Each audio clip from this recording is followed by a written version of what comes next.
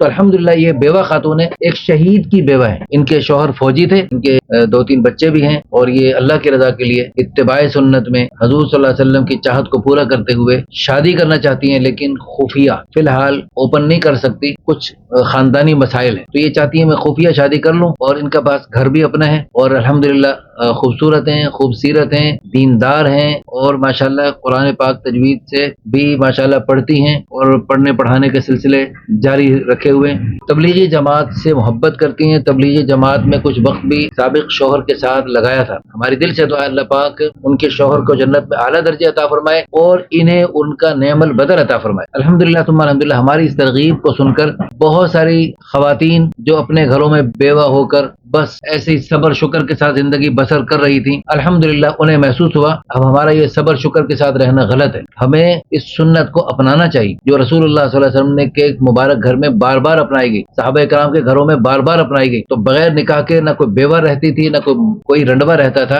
اور اس میں دیکھیں جی ہماری حکومت پاکستان کا قانون ہے، اگر یہ بیوہ یہ شادی کر لیتی ہیں اور شادی کو اوپن کرتی ہیں، ان کی جو پینشن کا سلسلہ ہے وہ بند ہو جائے گا۔ بہرحال اس میں بھی لوگوں کو دیکھنا چاہیے کہ ایسی بیوہ خاتون جس کو یعنی اگر پینشن کا سلسلہ بند ہوتا ہے تو اس کی پوری کفالت کریں، اور انہیں بھی چاہیے کہ اللہ پہ توکل کریں کہ اگر